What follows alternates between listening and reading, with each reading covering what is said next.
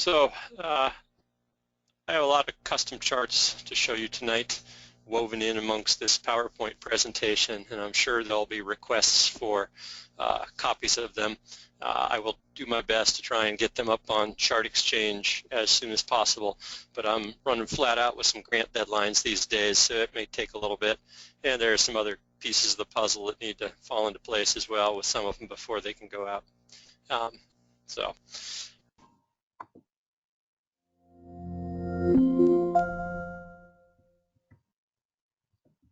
Individual as an athlete, or perhaps another individual that you're coaching.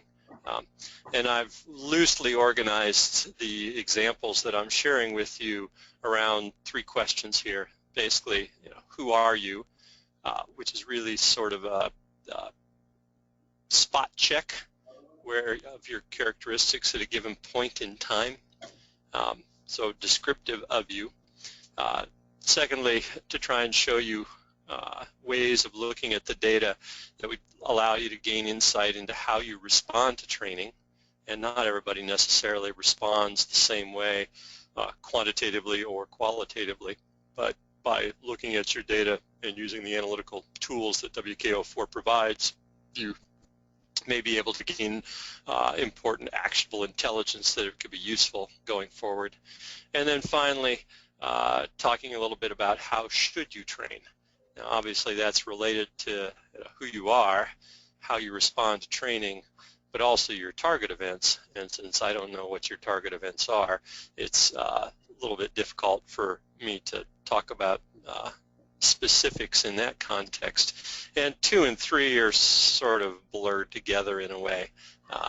But there is a subtle distinction in some sense in that you may respond really well to a particular type of training, yet not really want to spend a lot of time on that because it's not a key part of your own performance.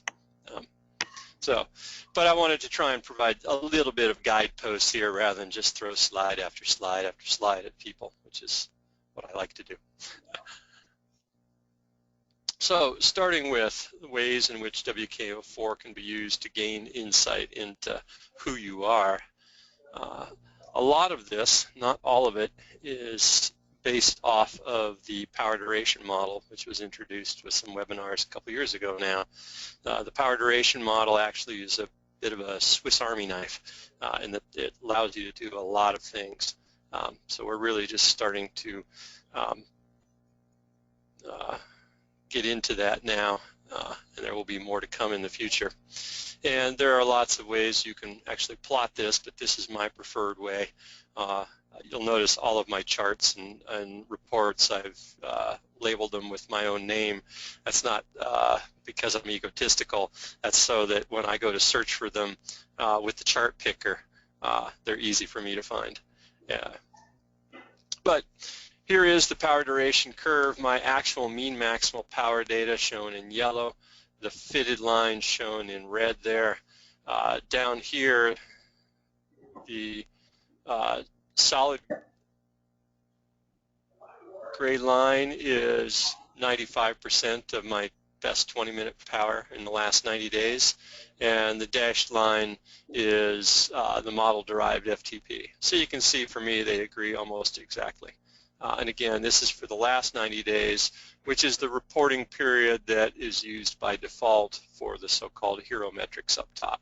So at the present time, my estimated Pmax is all of 703 watts. My estimated RC is 10.6 kilojoules. My estimated FTP is 254 watts. And I've got my set FTP at 260 because until I got sick about a week or so ago, I just started to do some 2x20s at 260.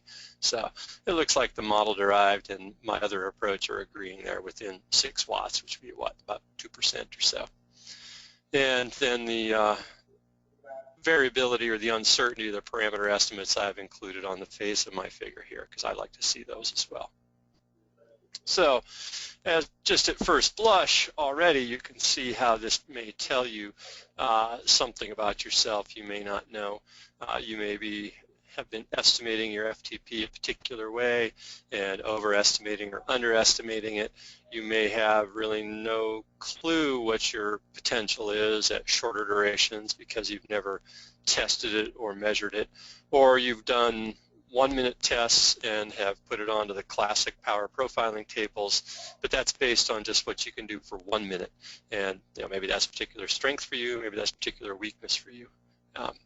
And the P-max also comes in handy in that many people just end up looking at what their power meter tells them, and a lot of power meters have problems reporting power precisely and accurately over short durations, at least periodically. And so they may think that their maximal neuromuscular power is, say 1200 watts, but then if you actually plot out their data, what you discover is that that's a single point way up here that is clearly artifact. And that if you actually look at it, there should be on a log plot, there should be a bit of a plateau here. There shouldn't be a sudden drop off in the first handful of seconds. Fortunately, by modeling the data, even if you do have an artifactual point, it tends to mitigate that a little bit. But nonetheless, it is important to go back and weed out those dandelions of bad data so they don't distort the results. Now, another way of looking at the same data, which provides further insight, is to compare your power duration curve against that of standard curves that we've included in the software, in the program. And the only thing that's really changed here is the gray standards are included now, but then that had to be rescaled to account for those who, in the world class, can produce 25 watts per kilogram and above for a P-max value. So it should be pretty obvious that I'm a pathetic sprinter right now, especially, and I only really start to get going, out here after several minutes. In which case I fall at least these days in my recovery mode, I'm sort of on right along the border between good and very good at the aerobic durations. So weaknesses, relatively speaking, strengths, and then in between. Maybe you already know about yourself, maybe you don't, but the one benefit of WKO4 now, though, is we are using all durations. So it's really power duration profiling and not just power profiling. So we've gone from power profiling based on 4 durations to fatigue profiling based on 12 durations to power duration profiling based on every single point time point that you collect. Now, sometimes these curves can get kind of close together and it can be hard to read. So another way of looking at the same data is to try and flatten that curve. And credit here goes to Hunter and Kevin for this innovation, where basically your performance is expressed relative to the untrained, the upper level of the untrained standard. And here in the solid line, this is the overall average ranking, if you want to think of it that way. And so I'm below average up to 3 minutes and 34 seconds and above average, I'm worse than an untrained person, typical untrained person, up to 3 minutes 34 seconds, and better at longer durations. And then I've shown here it's like 50% below, 25% below, 25% above, 50% above. So another way really of just trying to visualize strengths and weaknesses, but if you compare it to that prior graph, things are sort of magnified, and I think it becomes a little more evident. Now, one of the nice things about WKO4 is you can manipulate the data a lot of different ways. So here is the WAC score, which stands for Williams-Allen-Coggan score, because it was Kevin who first suggested that there ought to be some way of flattening the PD curve so that a horizontal line would represent equal performance ability across all durations. And it was Hunter who said, yeah, I think that would be really helpful. And it was his enthusiasm that, kept it going.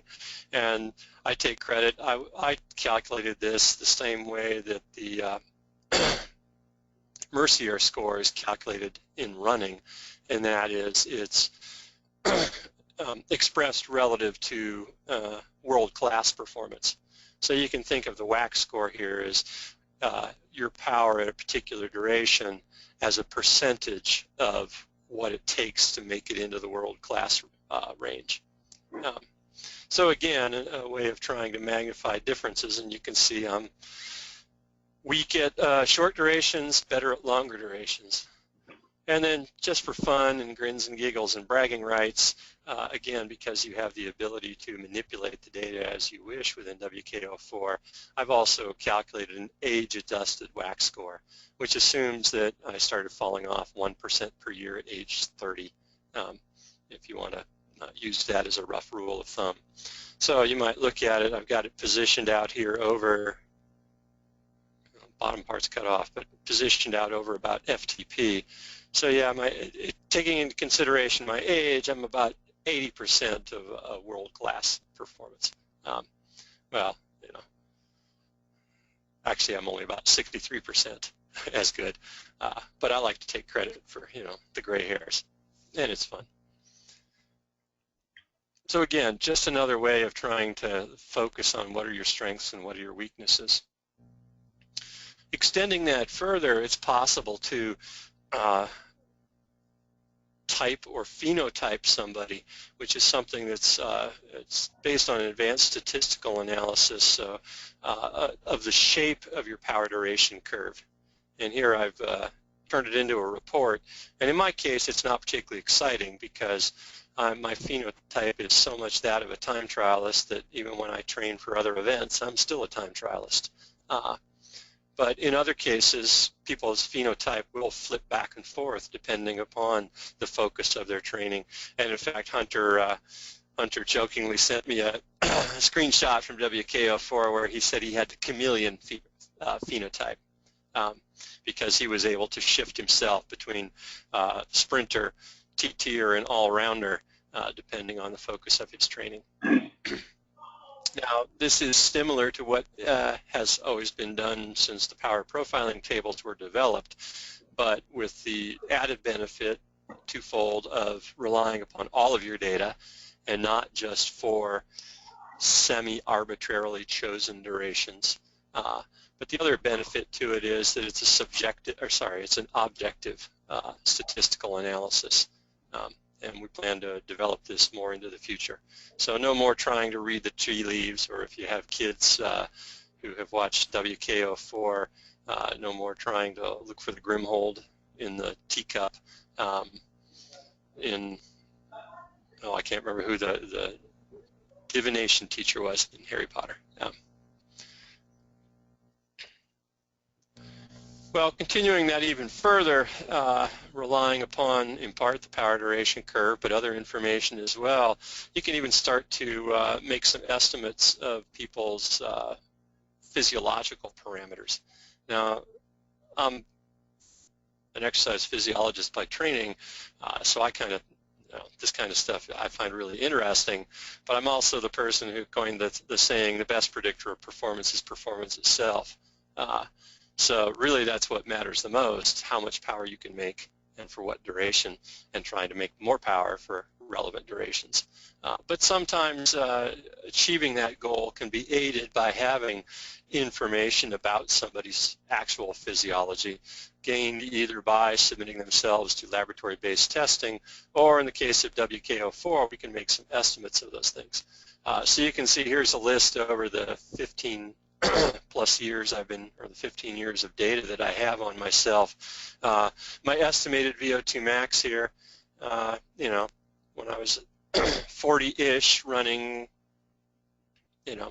mid to upper 60s, and then maybe starting to trend downward a little bit, and then now, injury and haven't really trained much for a little over a year, down to 56. So I'm going to have to start getting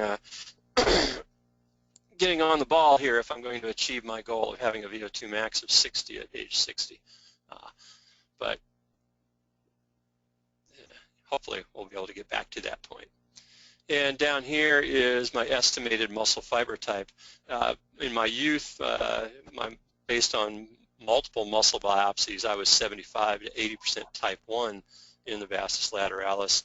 The estimated fiber type here is falling along in those ranges, although you can see there is some variability, 50 and 88%. Obviously, this is not as precise as taking a muscle biopsy. Not that taking muscle biopsies is all that precise either for determining fiber type, but at least it's in the right range of what you would expect. We can also use the power duration curve along with other knowledge to calculate an individualized elevation corrected power that takes into consideration your individual physiology and the impact that elevation or altitude would have upon that. This is data from the recent USA Challenge. Know what the name of the stage race was out in Colorado, from Lachlan Norris. And I don't know the exact details of this particular file. This is something I snagged from Hunter because around here we don't have elevation, so I can't use my own data to illustrate this calculation.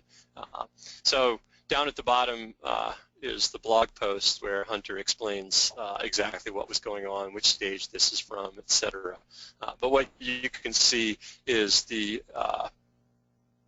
actual power is the gray values, and then the elevation corrected power, or the sea level equivalent power, is shown in yellow. And down below in the report, you can see for the entire stage, average power was 187, but the elevation corrected power was 205. But the magnitude of the correction varies depending upon where the what was happening during the race. So again, I'll just refer you to that link if you want to learn more about elevation corrected power, something that's in the pipeline because it has further ramifications when we start talking about elevation corrected FTP and how do you deal with calculation of TSS, etc. Now, like I said, the power duration curve is a bit of a Swiss Army knife, and you can do a lot of calculations based on it, and I'll be coming back to that later on. But that's not the only new thing that you will find within WKO4 that will tell you a little bit about who you are. In particular, there are some new pedaling metrics for those who have true dual-sided power meters that we believe provide a more honest picture of exactly how it is you pedal. These include, but aren't limited to, gross power released, or GPR, the gross power absorbed, or GPA, and kurtotic index, or KI. Gross power released is the sum of the muscular, inertial, and gravitational components of power production. So it's primarily during the downstroke. Gross power absorbed is the power that you're absorbing as you return the leg to the top of the pedal stroke. It too is composed of muscular, inertial, and gravitational components. So you can't assume just because power is being absorbed that someone is actively resisting the pedal, but nonetheless we can calculate how much power is being absorbed in a gross sense. Net power is the difference between the two. Since we're talking about gross power absorbed, that's actually being expressed as a positive number. So in order to calculate the net power, then you have to take the difference. Kurtotic index then is really just how peaked your pedal stroke would happen to be. So to try and give you an idea about that, I'm actually a decent candidate here in that I pedal asymmetrically, possibly as a result of a couple of hip surgeries resulting from a broken femoral neck 26 years ago. But here's a workout that I did recently on the trainer, testing out some wearable sensors. I wanted to put them through their paces. The gross power absorbed by my left leg is shown here in blue. So you can see I warmed up on the trainer, I rode steadily for a while, then I did incremental exercise test, and then I recovered, and then started building back up again, and finished off the workout, and then warmed down. So gross power released is from the left is shown in blue. The gross power released from my right is shown in red, and I think it should be pretty obvious that that my left leg is releasing more power than my right, although they tend to be converging at higher power outputs here.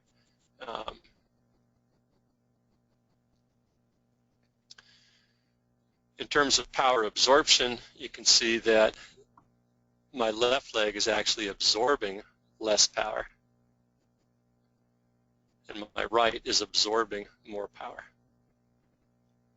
You can also see how that varies as a function of power output, in that I'm absorbing a little bit of power here when I'm pedaling steadily at, I'm trying to remember, this would probably would have been like, tempo effort. But then when you do an incremental exercise test and you start out at a really low intensity, you tend to be a lazy pedaler.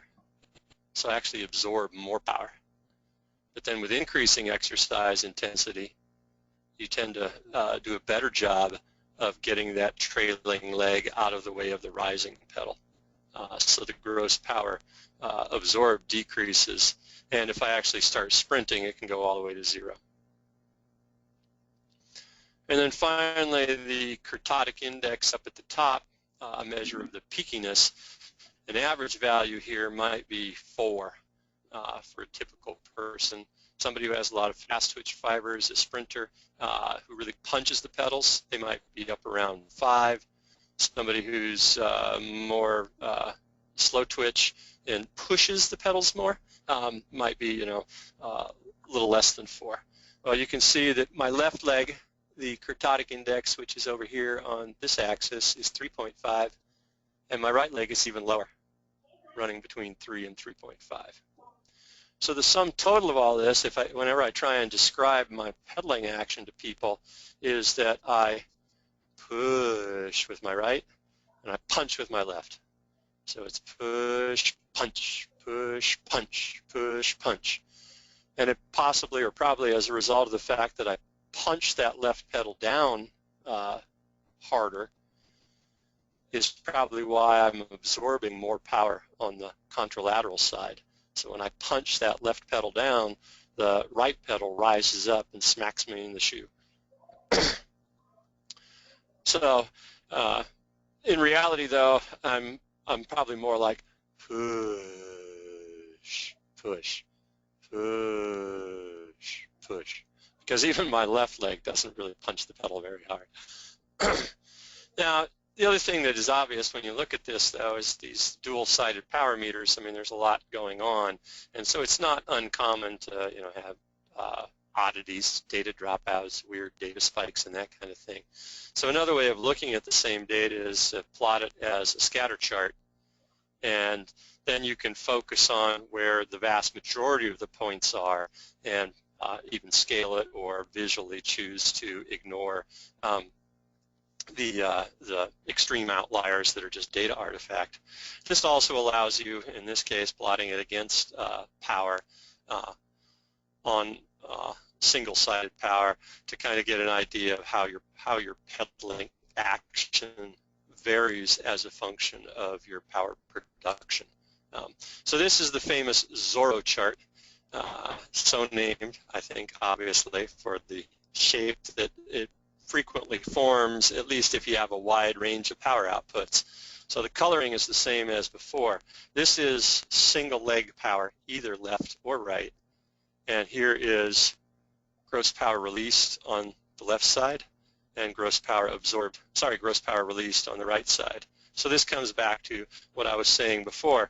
The cursor was, when I took the screenshot, was at 118 watts. For me to make 118 watts net on the left side, I'm actually, well, on that particular data point, they're showing up the same, but you can see that there's I'm going to be releasing more power versus the right. Similarly, I'm absorbing more. The green points are above the pink points, if that's what you want to call that color. And then kurtotic index makes the top over here. So again, you see how I tend to have a peakier pedal stroke on the left-hand side, this kind of fleshy pink color versus the very light blue. And the other thing of note here is while gross power absorbed and gross power release vary as a function of power output, and here's that convergence that I was talking about. So they tend to converge in terms of power released at high power outputs. Ki tends to be not completely independent of power output, but it's pretty constant. So it ends up being a sort of a stereotypical pattern for someone, might be the way to describe it. That we have one motor pattern going on there, how we pedal, and we use that same basic motor pattern and just amplify it or turn the volume down depending on how much power we need to produce.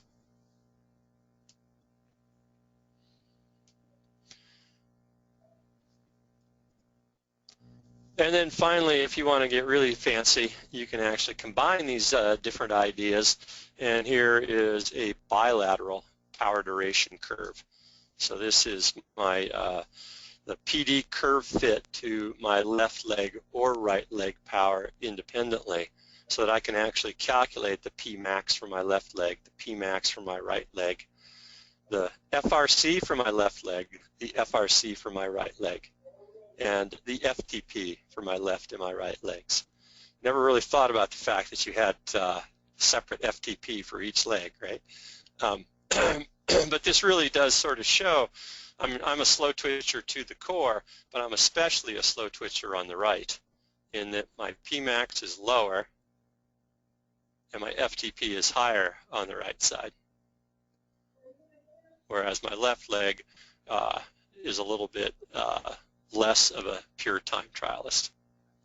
And when you actually look at that, asymmetry, as I've joked, it's a wonder my two legs cross the finish line at the same time. Of course, obviously they have to. But it does provide another way of gaining additional insight into your unique abilities. In this case, sort of combining the biomechanics, the patterns of force power application while pedaling with metabolism, in that by the time you get out here, we're not talking about sprinting, right? So there's a metabolic effect that accounts for this difference here, or contributes to this difference here. And what's really interesting when you start thinking about this is the fact that my FTP of my right leg is higher than that of my left, and yet I choose to, or end up producing more power generally with my left leg at submaximal intensities. So it's as if my left leg is working all the time, and I could then dial up or down my right leg depending upon the overall demand. Now, is this the result of a couple surgeries, et cetera? Well, I don't have data from beforehand, so I don't really know. But it is consistent with isokinetic dynamometry testing I've done on myself. At least with my right leg, I'm an extreme slow twitcher on my right side. So like I said, those are different ways of trying to look at your individual physiology, leveraging the power duration curve, the mathematical model, but also some new pedaling metrics. And as Hunter talked about or mentioned, he's going to be doing a webinar delving into those in far greater detail in the very near future. Now I'd like to turn my attention a little bit to thinking about how you can use the abilities of WKO4 to gain insight in how you actually respond to training. So not so much a snapshot of where you are at a particular point in time, but how you change over time in response to variations in your training program. And for that, I was going to first start with talking about power duration history chart, something that I introduced in the webinars way back when and was immediately implemented by others. But now it's WKO4 is out there. So this is my, I call it comeback 2.0. So this is after I got back on the bike after compressing a vertebra and missing 5 months of riding or any exercise. The bottom is my model-derived FTP, which in yellow, which you can see is slowly climbing back up. The orange in the middle is my model-derived FRC, which is also climbing back up there. And then the the top in red is my calculated P-max. So it's kind of gratifying to see that I'm slowly climbing out of the hole, be able to look back and realize, yes, I am making forward progress, even though it seems like you'll never get back to where you were.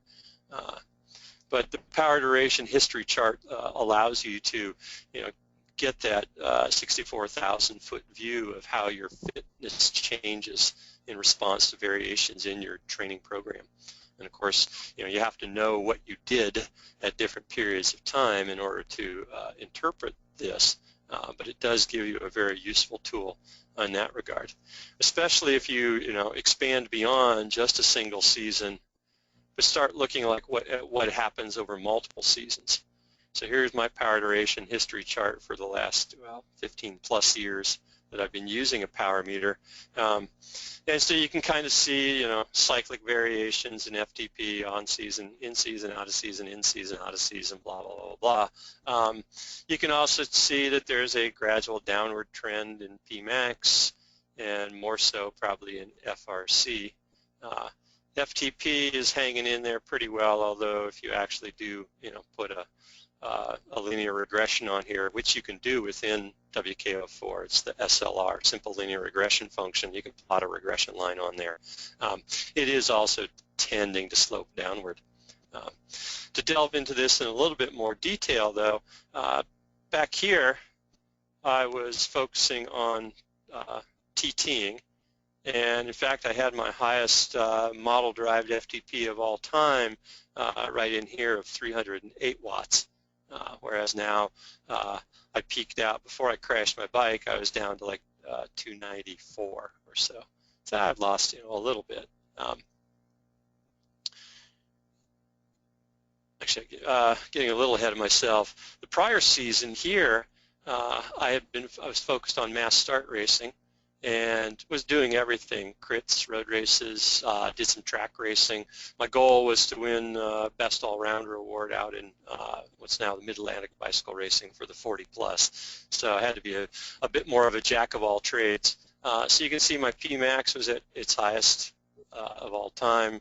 My FRC was pretty decent. My FTP was up there. So that's about the closest I could come to being an all-rounder, although in reality, even back then, I was pretty much a one-trick pony. There's no way I was going to win a race in a sprint, except maybe from a small breakaway. Then the following season, after moving to St. Louis, decided to focus on the TT at Masters Nationals. So you can see FRC is not quite as high. P-max definitely isn't as high, but FTP was the highest it could be. Then I took a year off from racing, and notice, unless you push it, FRC tends to fall back down again, right? Then I decided to take another shot at the TT at Masters Nationals, and I discovered that we were expecting our first child, and I had a time conflict. So decided I'd try my wife's event, the Pursuit, and I trained specifically for the Pursuit, and you can see my FRC peaked out about the highest it's ever been. I'm a TTer to the core, so didn't have a very good performance and decided I had to go back and try it again the next year. This was Colorado Springs at altitude, and then this was Indy. So those 2 seasons I was training for the Pursuit. Then I took a few years off and just, riding for fitness and not doing much racing. And then I believe it was right around in here that John Verheuvel asked me to take a shot at the 90-plus tandem TT record out at Moriarty in the Speed Challenge. So I had to work hard to get my my FTP back up as high as it could possibly be, but I didn't worry about Pmax, sprinting ability, or short-term performance. Then I decided that I devoted 30-plus years of my life to being strictly a cyclist. Maybe I need to do a little bit more for well-rounded health and wellness. So I actually took a couple years here in which I was only riding several days per week and lifting and doing plyometrics several days per week. So you can see my FTP drops down a little bit, but I'm an aerobic animal, so it's not going to go out the bottom as long as I keep doing something. But again, if you don't train it, FRC goes down. This is an off season, and then Hunter says, hey, you got to come out to do the training camp, and I had not ridden more than 2 hours at a time in 10 years, and I knew there was a really long day out there, and of course everybody's going for bragging rights, etc. So I knew I had to be as fit as I possibly could. So at this point I started training, I call it the unimodal training plan. Everything was in the sweet spot, level 3, level 4, etc. And that only, and I managed to push my FTP up to, like I said, up to model-derived value was 294, and I think going up Thunder Ridge, despite backache, I think I averaged 285 or thereabouts. And I managed to complete a century that they talked me into doing the extra laps. Thanks, Hunter. It was a 7-hour ride, and the wheels didn't fall off. It was the first time I'd ridden more than 2 hours in 10 years. But then I managed to go out and crash my bike and actually have 5 months off. So as data rolls out the back of the 90-day sliding window, calculated FTP drops off, Pmax drops off, FRC drops off, and then you can see that I'm trying to build back up again. So this is the same data from the previous slide, just compressed into a very short time range here. Well, you can then use that data in other ways. For example, one question you might ask yourself is, well, what's the optimal CTL for me to train at, or for you to train at? We gave guidelines when the Performance Manager was first released, saying 100 to 150 as a ballpark range, based on the experience at the time. As the decades have passed, I might now, with additional insight, I might say, maybe 90 to 140 instead of 100 to 150. But most people, if their CTL is less than 90 TSS per day, they know they're time constrained. They know they could handle more training if they only had the time to, challenge themselves. Whereas the number of people who can handle 140 and above for prolonged periods of time is limited. It's getting there. You're starting to play with fire typically. But what we're really interested in is, rather than these population guidelines that we've been operating with before, is we're really interested in trying to bring things down and make things more individualized. And WKO4 gives you the ability to ask those kinds of questions and explore some of these hypotheses. For example, is more always more in terms of FTP using the model-derived. So this is combining the data from my build-up to Hunter's training camp and then my comeback recovery here. So you can see I plotted them in the same color, so you can't tell which points are which, but it's the time ranges were what I called comeback 2.0 and the unimodal training plan. But you can see somebody said, looked at this, who was it? Sam Callan, sharp guy. He says, Starship Enterprise, viewed from the side, right? Up here would be the big disc. Here's the neck that supports it. Here's the body. Anyway, but you can kind of picture here, yeah, there is a relationship. The more I train, the fitter I become. That is, as my CTL rises, so does my model-derived FTP. But it's not necessarily a linear relationship. There seems to be some bend in that sort of curve. And the interesting thing here is that for the past 10 years or so, probably, I'm lucky, even before I fell off my bike, I was lucky to get my CTL up to, in the summer, maybe I'd get it up to 90 TSS per day, just because I was only riding 9 hours per week. So I'd be in the 80 to 90 range, and if you had asked me before WKO4 came out whether I was, maximizing my fitness on that, I might have told you, yeah, I think I am. Not really sure, but I thought I was close. But here, as a result of going to Hunter's training camp, I actually pushed my my CTL up to maxed out at 114 TSS per day, and it seems that that did result in a slight further bump in my model-derived FTP. And so, like I said, this is the highest I've been in a number of years, and it's getting close to the, not that far off of the 308 that is the highest I've ever been, almost 15 years ago. But now I sort of have a, I have a deeper understanding here of the relationship between training load and my own personal performance. Another question you might ask yourself is, well, okay, as as my FTP goes up, what happens to my FRC? If you're doing mass start racing, there's some combination of abilities. Every individual in the race probably has some sort of unique combination there, and it's always a case of trying to play your strengths off against everybody else's weaknesses, and hope to be the first one across the finish line. So if you're doing mass start stuff, maybe maximizing your FTP may not be the best plan if it comes at the expense of too much expense of short-term power. Some people have, based on simpler mathematical models, some people have mistakenly concluded that physiologically there must be an inverse relationship between performance at shorter durations and at longer durations.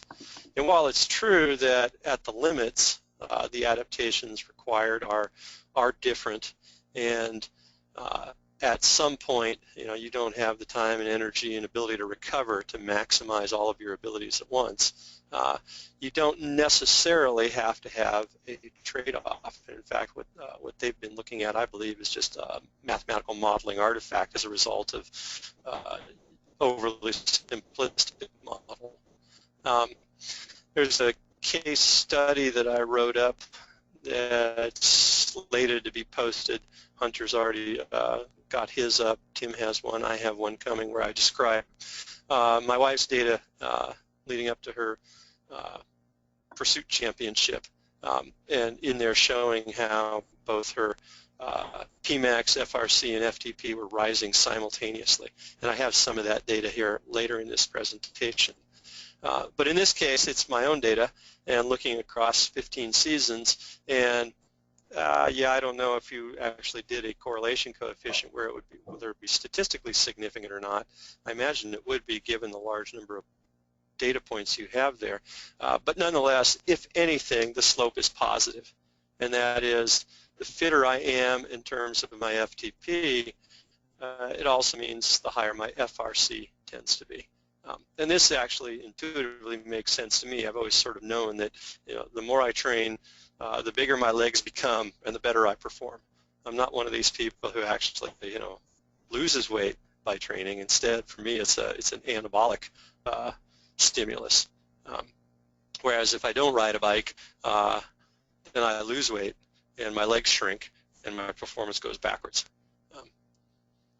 So in your case, whoever you are out there, here's an example. You could do these kinds of explorations. You know, what is the relationship between X and Y when I varied my training in such and such a fashion?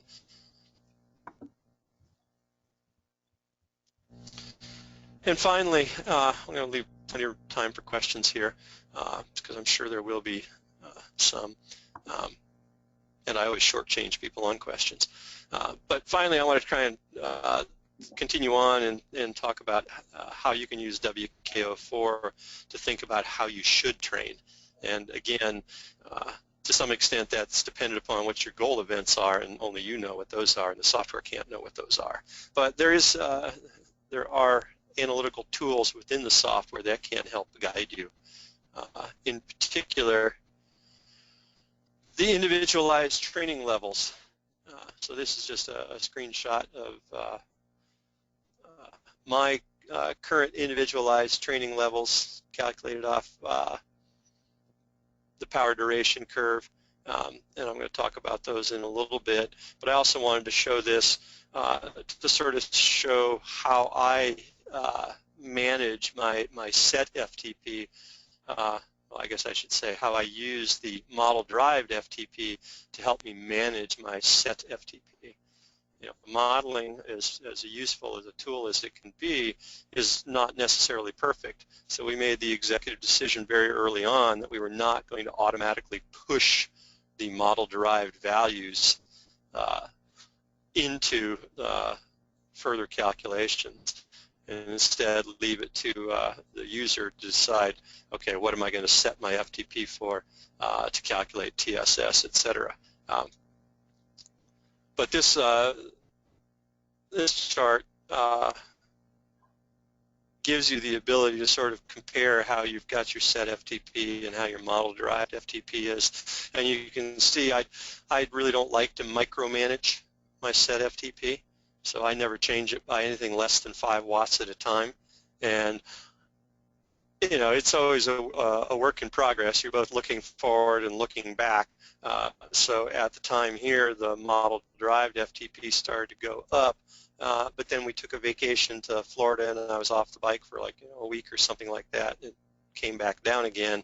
I chose not to micromanage and put a little bump in my set FTP there.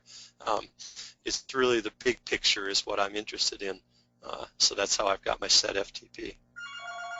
But it's the model, sorry, it's the individualized training levels here that I really wanted to show and discuss. And then the question becomes, well, why do we need individualized training levels? You know, the classic training levels are anchored to FTP as a surrogate marker of the limit of metabolic control, which is evidenced by multiple physiological tests. You can, you know, use maximal lactate steady state. You can look at the breakpoint in muscle oxygenation using near-infrared spectroscopy. You can rely on a threshold in IEMG levels. You can use ventilatory or respiratory gas exchange measurements, all of which point to the same exercise intensity.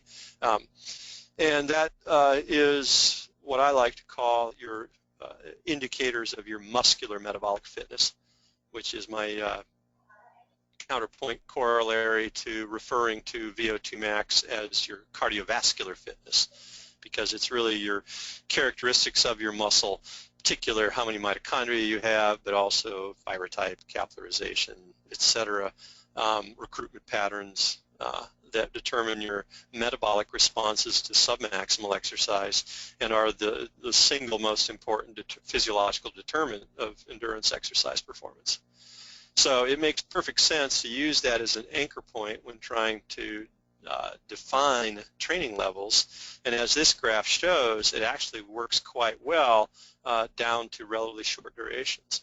This is for the database that I have developed and keep adding to, but it represents close to 200 seasoned athletes, with their power being expressed as a percentage of their FTP. And what you can see is if you express it as a percentage of FTP, there's very little variation between individuals from, what is this, a log scale. So 200 seconds maybe, all the way out to, I think the longest file I have in here is 37 hours by a single individual. You can see the standard deviation bars, they start to blow up a little bit at this point because fewer and fewer and fewer people ride that long. And then by this point it's down to n equals 1, so there is no standard deviation. But the standard deviations here are not really visible because everybody is so similar once you account for their FTP. At shorter durations, however, that's where people differ. So on average, while people can produce 4 times their FTP while sprinting, some people it might be, I've seen up to 9 times for one individual, and other people it might only be 2.5 times. These then are the classic training levels, level 1, level 2, level 3, level 4, level 5, which are anchored relative to FTP. Level 6, historically, when it was introduced, isn't really anchored relative to FTP. It's just somewhere north of level 5. And of course, level 7 sprinting isn't related to FTP at all, so it was just defined as sprinting. So the classic approach works quite well, levels 1 through 5, and it's only at the shorter end, though, that individuality starts to pop out. But nonetheless, this is a very broad range of power outputs here, where everybody is being treated equally. Well, once again, the power duration model gives us the opportunity to advance our understanding and application of training principles by producing individualized training levels, which are calculated based on landmarks on the power duration relationship. So we've gone from the 7 original training levels now to 9. So we still have level 1 recovery, level 2 endurance, level 3 tempo. Hunter now gets his level 4A sweet spot, level 4 FTP, but now we have level 5, which is sort of a hybrid. It's intermediate, so we're calling it FRC/FTP. So when you're training in this range of power outputs, you're having an impact upon both FTP and FRC. Level 6 is you might think of as pure FRC training. Level 7 is again a bit of a hybrid. At the shortest durations, your power output is high enough, you're likely to have some impact on Pmax, but you're also going to be going long enough that you're going to have some impact on FRC. And then finally, the upper limit up to level 7 is up to Pmax, right? So think of it as I put the words underneath the lines, so that from 0 up to here is level 1, from here up to here is level 2, etc. So this gives us a better ability to fine-tune training prescription, etc., and training description as well. We're moving a little bit away from pure prescriptive, but also to descriptive. So while time and zone calculations still have their limitations, in part because of the seemingly stochastic nature of power output during cycling, we still have at least a finer sieve in which to view the data here and have a better understanding. And so as I'm saying that now, I realize I probably should have put up a time and zone chart showing the difference between the classic distribution and how it is at the eye level distribution. So just to give you an idea of the impacts this can have, this is actually my data at the present time, my wife's data back when she was a pursuiter. And in particular, so let's just look here at the FRC range. I have a very low FRC, so I expend it pretty quickly, and I would be targeting intervals 377 to 481 watts, anywhere between 31 seconds and, you know, a minute 19. Now,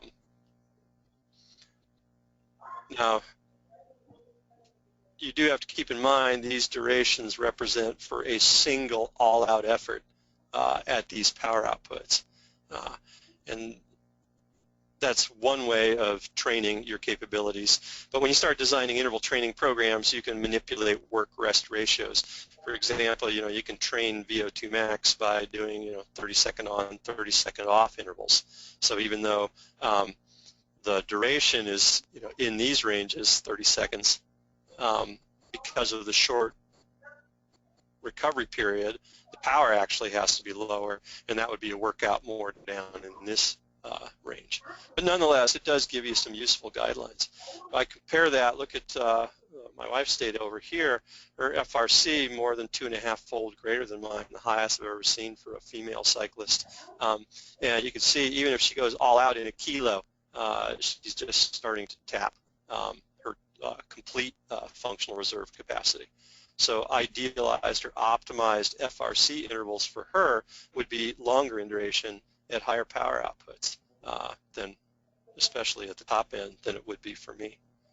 Now, interestingly enough, she trained under one coach, a former Olympic team member himself, and the bread and butter workout that he would give her was between 4 and 6 2-kilometer efforts on the track. And trackies differentiate between a flying start, that is, you're circling the banking up high, and you ride downhill down the track to get up to speed, or a standing start. So he would prescribe 4 to 6 2-kilometer efforts from a flying start, you know, lots of recovery in between, at race pace or race velocity, which on an outdoor track like T-Town would take her about 2 minutes 50 seconds at a power output of 315, 320 watts. So then you actually look back at the now individualized training levels that we have, you know, some 13 years on, but you start to realize, well, the power is at the very lowest end of what is necessary to really maximize FRC in her case, and the duration is only in the middle. So when you look at it from that perspective, it's not all that surprising that she didn't make a lot of forward progress. Yes, these workouts would leave you feeling pleasantly tired, and yes, you know, you spend a lot of time practicing your, you know, holding a constant pace, etc. But they weren't a sufficient overload to induce significant adaptation. She then switched coaches to someone who had been world pursuit champion and did a lot of time doing the horrible, what I describe as, you know, go hard, puke, go home type intervals, where she would be burying herself, utilizing all of her FRC, and then you know, recovering for a sufficient period of time, and then doing it again and again. And here's the results looking over the course of 3 years. So the first couple years here, and I apologize for, you know, the smallness of the font and the darkness of it when you take a screen capture, shrink it down, throw it on PowerPoint then. But you can see her Pmax is here in season and the dip, and then, you know, here's in season again, and then here's like the third year. Here's FRC and a dip, and here's FRC, and then here's the third year. And then here's FTP, you know, a little decrease, FTP, and then the third year. And so basically years 1 and years 2, just holding steady, making no great progress. Then switches coaches, switches her approach to training, which you now, if she'd had the eye levels at the time, would have been a much more obvious thing to do, I think. Optimize the training, and now you see, huge increase in FRC, nice increase in FTP, and appropriately, although she peaked out her FTP early in that season, appropriately when it comes time to shift your focus from base training, if you will, to specializing as a pursuiter. Well, FTP actually, or at least model-derived FTP, actually decreases. But all you're concerned about if you're a pursuiter is how much power you can make for, if you're a woman, 3 kilometers distance. So a very good outcome, commensurate with what you'd expect in context of the individualized training levels and how she had been training previously and then subsequently.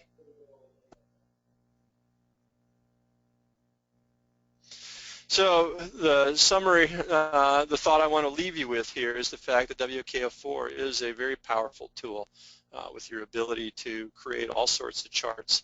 If you can ask the right question, it gives you the opportunity to try and extract those answers from your data as actionable intelligence and learn more not only about your own unique abilities in physiology, but also how to take that information and prepare better for competition and hopefully achieve greater success.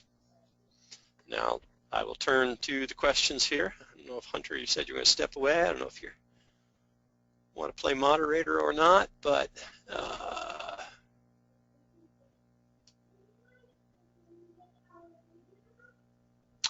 so the first question here is, my best age-adjusted score on the WAC chart is at about the 60-second mark.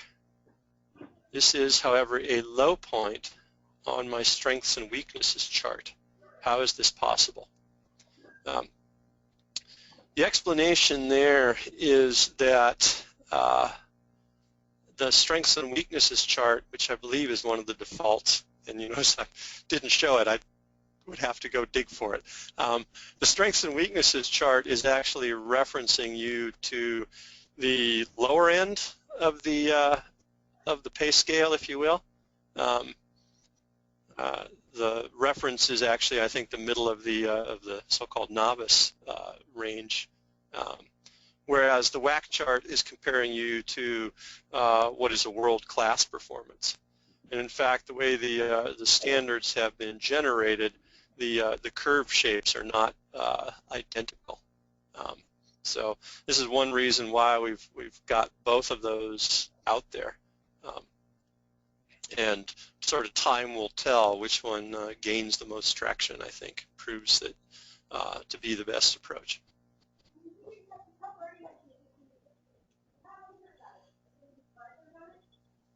The next question is about kurtotic index. In particular, does it differentiate between the peak force versus the duration or degrees of travel? It's going to be dictated primarily by the peak force. But the reason I say it's not, I'm stumbling over myself here. Another thing that we have implemented in WKO4 is a calculation of your maximum effective pedal force. So you may recall from quadrant analysis previously, if you have a single-sided power meter, it's possible to calculate the average effective pedal force. Well, now that people have dual-sided power meters, we can actually talk about the maximum effective pedal force. So that would be the peak force that this person was asking about. But it's best phrased as that is the peak or maximum effective force during your power producing phase, because most people produce power over more than 180 degrees. Variability in terms of how well people kick it over the top. Some people actually do start producing power before the pedal crosses the top of the pedal stroke at 0 degrees. Some people like me, it actually has to go 5 degrees past the top before torque, power, force become positive. But most people actually, it's across the bottom. Most people extend that out to maybe 200 degree point, give or take. So when we talk about maximum effective pedal force or kurtotic index, it's technically what's happening during the power producing phase and not just the downstroke, because the power producing phase is a little bit larger than the downstroke.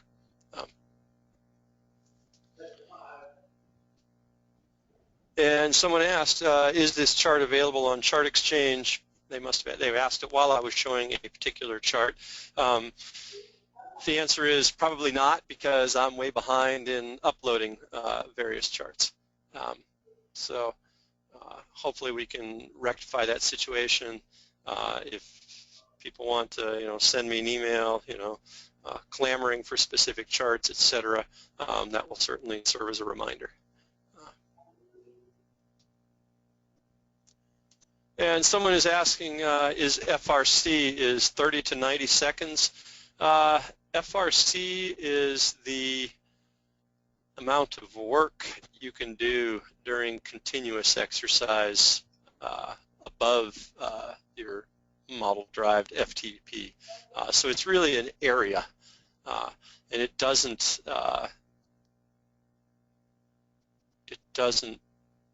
fit a specific time range necessarily. If you looked at the correlation between FRC and just raw power at 1 second, at 2 seconds, at 3 seconds, et cetera, on out, yes, it would correlate well with 30 to 90 second power, at least across individuals. But it isn't really possible to fix it to a certain duration because it's an area.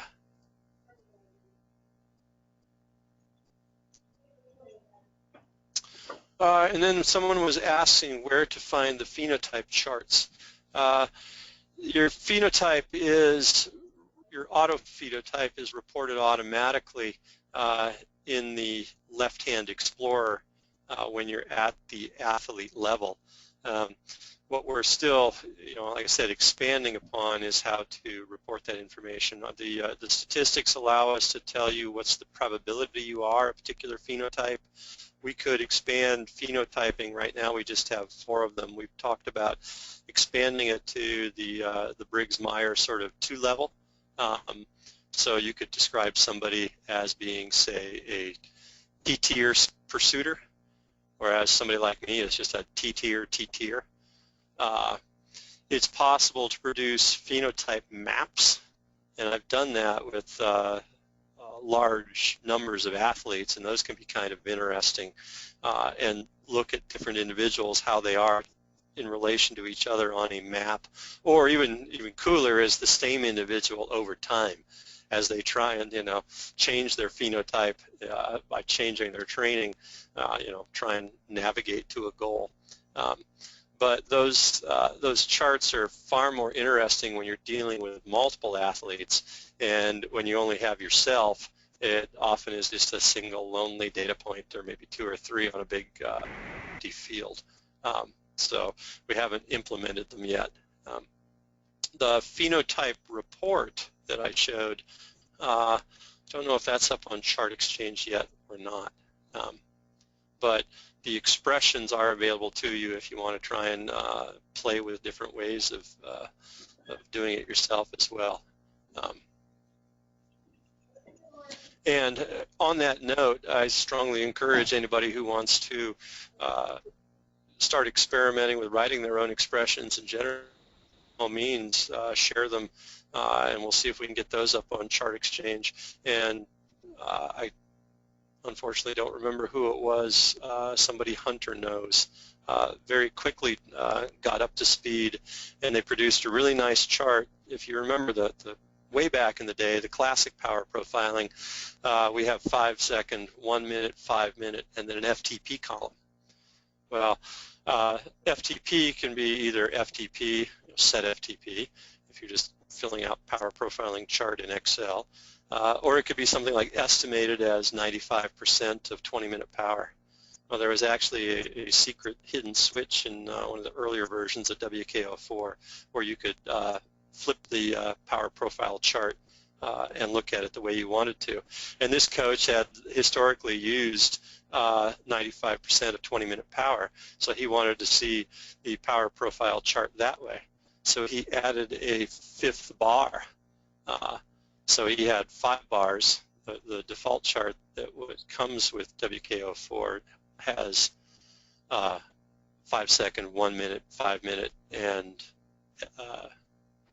set FTP. He added a 5th bar in between the 5 minute and the FTP, so he could look at all 5. So that chart is actually up on Chart Exchange. So if anybody has, wants to create some cool charts and share them, that's why Chart Exchange exists. And so I encourage people to go that route.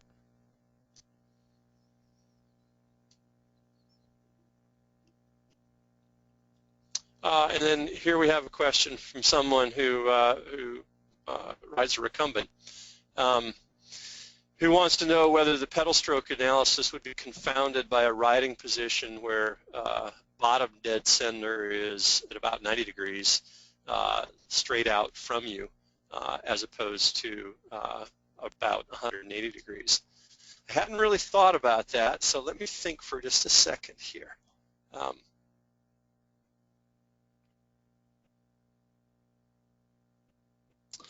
No, the analyses won't be confused, but the data will certainly be different. And it would actually be very interesting if somebody somebody wants to email me a file, if they have they ride a recumbent and they have a true dual-sided power meter. I'd love to look at some of that data, especially if they could pedal upright as well for comparison. But remember, gross power released is gravitational, inertial, and muscular. And by riding in a recumbent or a semi-recumbent position, we've changed the gravitational, the orientation of the muscular vector relative to the gravitational vector. So actually how you pedal will be different, has to be, at least viewed through these eyes. So it would really be interesting to look at the data and see. It's going to depend somewhat on the actual power output, just to expand upon that a little bit more. Obviously the gravitational component just depends upon the mass of your leg, and that is independent of the power output, whereas the muscular component is really low when you're just soft pedaling, and it's really high when you're sprinting. So the muscular component becomes more and more dominant with increasing power output. But the gravitational component and the inertial component are always there. So it would be interesting. I love getting questions like this that I had not anticipated. It would be interesting to think about. And of course, somebody started the very first question was, and we have it here in the post questions as well, and that is, when's the PC version supposed to be out? And last I heard was 4th quarter, and things were still on target. But maybe Hunter, if he's still listening, if he wants to jump in, he can say more or not.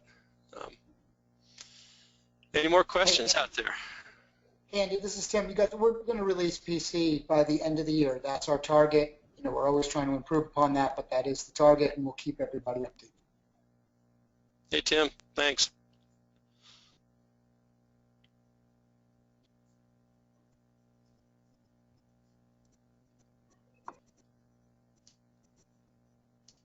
No more questions? Tim, do you have a question? Okay. No, fantastic job, Andy. You guys, we're going to be doing a next webinar next week on the 17th. Using this individualized data, we're going to drill deeper into how to train with it. So there will be a follow-up webinar, more focused on the coaching and how do we leverage this individualized data. Watch the Facebook side of the post or TrainingPeaks for it to come up. It'll be out shortly. I think it's on the 17th at 8 p.m., but check back and sign up and keep building on this. And I see, Andy, you have one more question if you want to answer it, but I'll go back to mute. Someone's wanting to know if I can give them an FRC versus model-derived FTP formula. Could that be in reference to the scatter chart, the chart exchange? I'll bet you it is. So here we'll launch WKO4.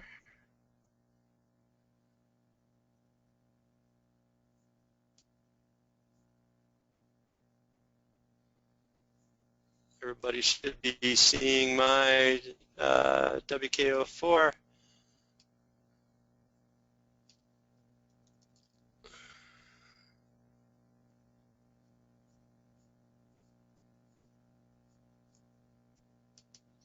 I think this is the chart that wanted to be seen. Not a lot of data the last 90 days, right? But in terms of how you actually get that, it's just a simple scatter chart. So this is the expression. So it's always X, Y coordinates. So we have model-derived FTP, and you notice the cool thing here is you can type in your own units, and WKO4 will remember them. It won't necessarily know to auto-assign the parameter of interest to your axis, and you may have to pick it manually. But I can actually, this isn't just watts. I'm able to sit there and say what it is. It's model-derived FTP measured in watts. But that's the X, FTP, mean max power, trailing 90 days. And that's the Y, FRC. So if we wanted to instead look at the relationship between my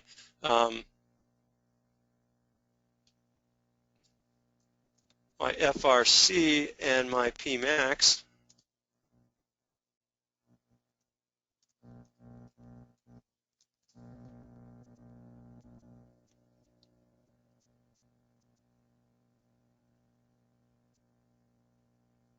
oh, I have another data series here.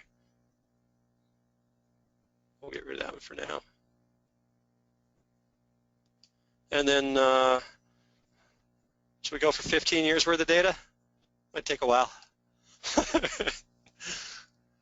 3,733 files being crunched. Oh, there you go. So this is consistent with what I've what I've said, what I've always known about myself. It's basically the more I ride a bike hard, the bigger my legs become, the better I perform.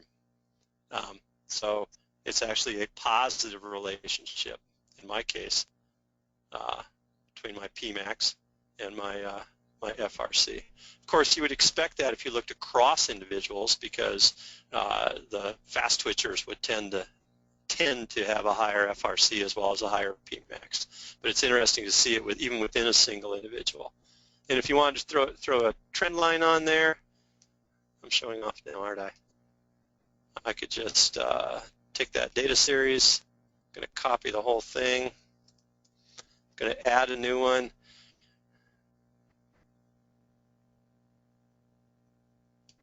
Okay.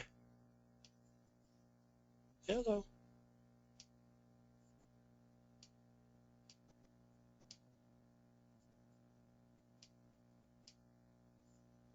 $15 years worth of data. Oh, I just deleted my data series, didn't I?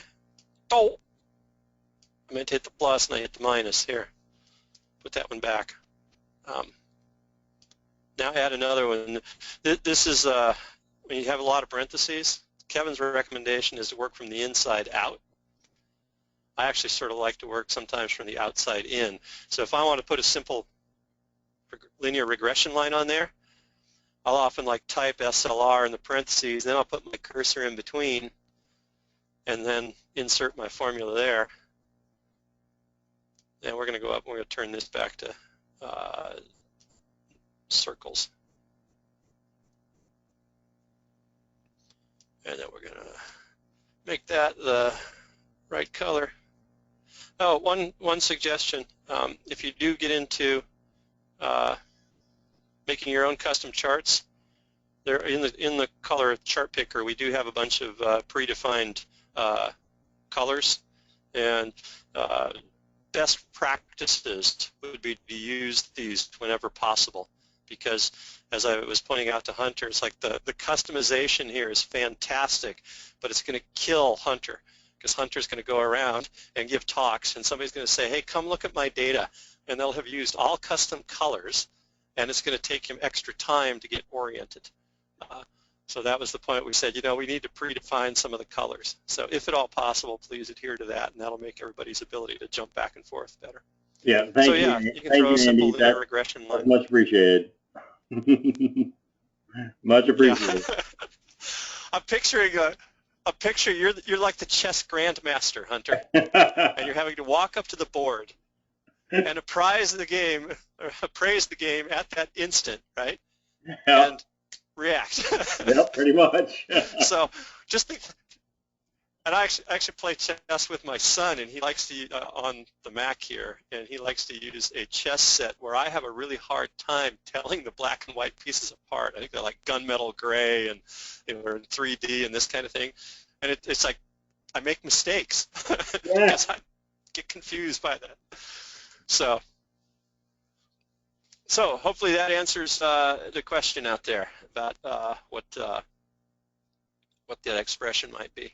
Hey, folks out there, I mean, right now we're doing is we're collecting a new set of charts that we'll put on Chart Exchange. So a lot of these charts that Andy has built here and showed you that he's willing to share with everybody in the world, we're going to stick on Chart Exchange in the next couple of weeks.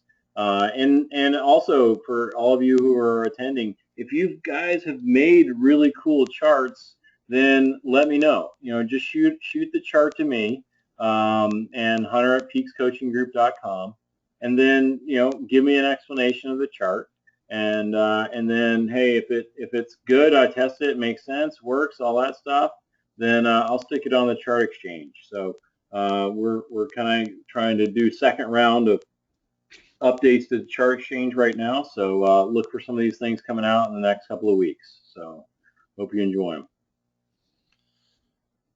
Yeah, custom charting is fantastic. This, since we're still here, people can leave if they wish, but this is my own performance manager chart.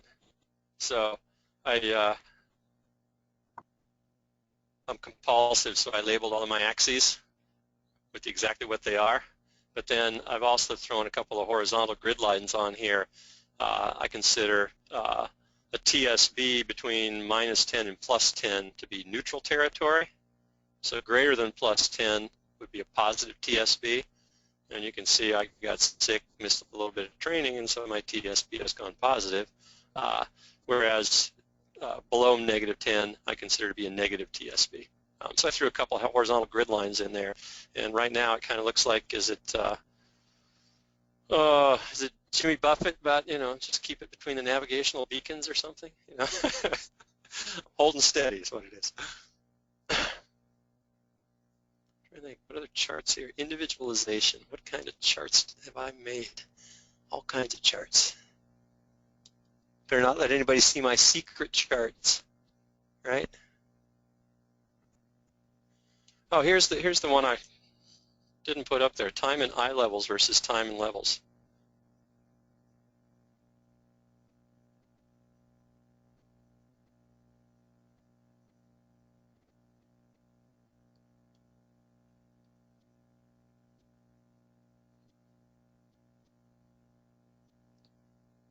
A lot of data points to classify.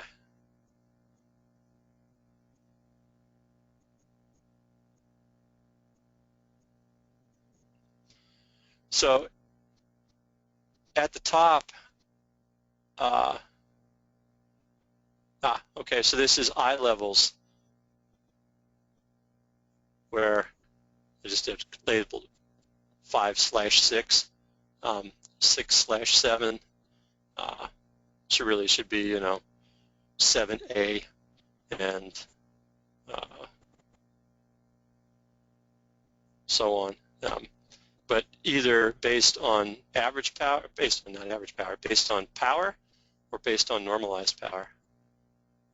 Since I'm doing pretty steady state type training, there isn't a marked difference in this distribution, but you'll notice that I get credit for time spent at these higher levels, but these are like really short bursts that, if you have 5 seconds here, 5 seconds there, it ends up adding up, but it's not really having the physiological effect that you think it would because it isn't sustained.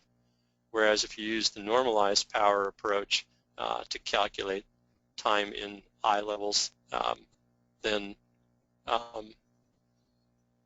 it's a more realistic perspective.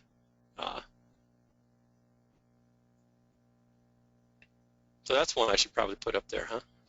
On Chart Exchange. Hey man, let's put that one up there. Well, that's all I have for this evening. What's that? Oh, I don't even think you've shown me that one. I haven't seen that one. I want that one for my my chart picker. Oh, you haven't seen that one? No, that's great. Oh.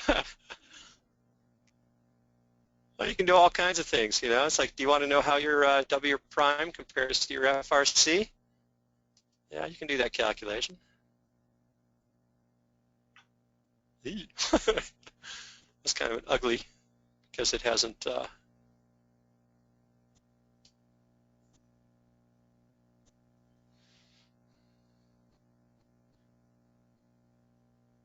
So while they're conceptually similar things, these lines stepping over each other is kind of confusing.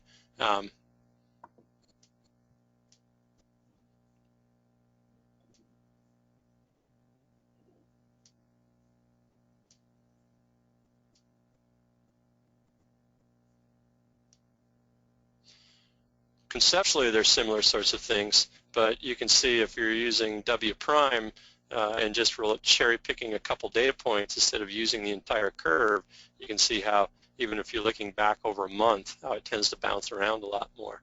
Whereas FRC, which leverages the whole curve, is steadier.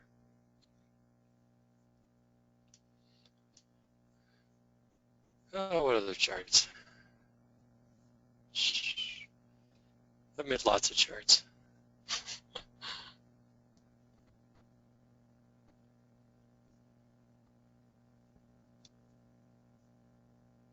Oh, here's one that I need to share. This is an NP Buster chart.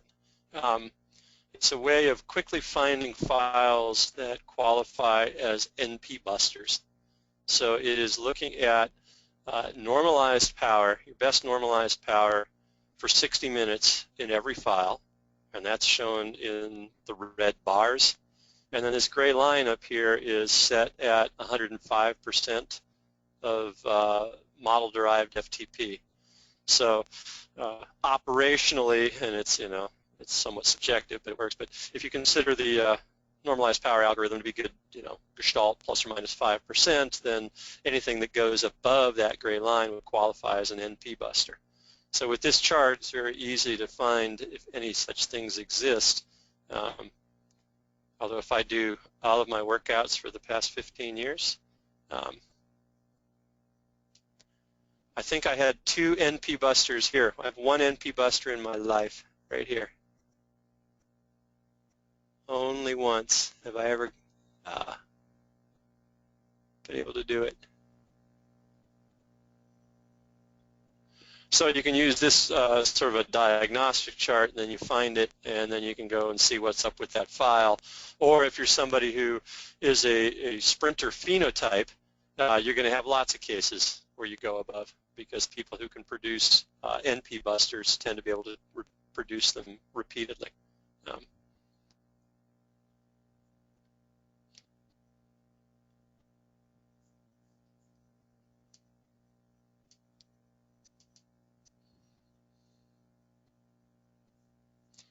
I'm just playing now if everybody wants to leave. Yeah, went too far.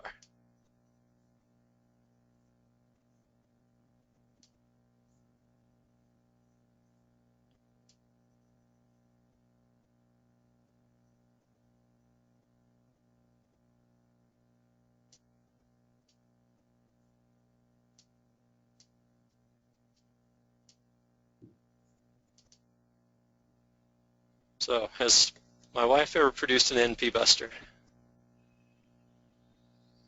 Note that this is these NP busters are defined relative to your model-derived FTP. And the model is unbiased, and that means on average it gives you the exact same answer as 95% of 20-minute power, or looking at your long TT power. But it may sometimes err a little high and sometimes err a little low. So if it errs a little low, and then you compare your normalized power for 1 hour from, say, a Hilly criterion to a slight underestimate of your true FTP, you might generate an NP buster that you wouldn't have called it an NP buster if you'd estimated your FTP another way. But here you go. TTer / pursuit or phenotype, nary an NP buster to be found. There's the closest right there.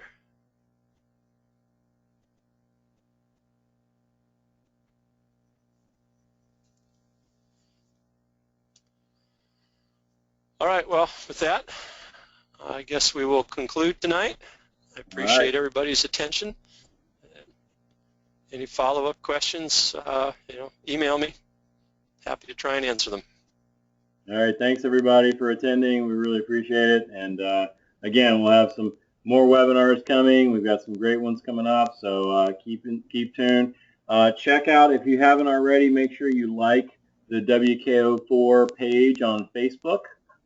We put almost every day some tip on the WKO4 Facebook page, so it's a great way to learn, a great way to find out new tips, and as well when we have new webinars. So like that, and you'll be updated as we come out. Thank you, Andy. That was outstanding. Thank you very much. You're welcome, Hunter. Thank you. All right. Y'all have a good evening. Goodbye.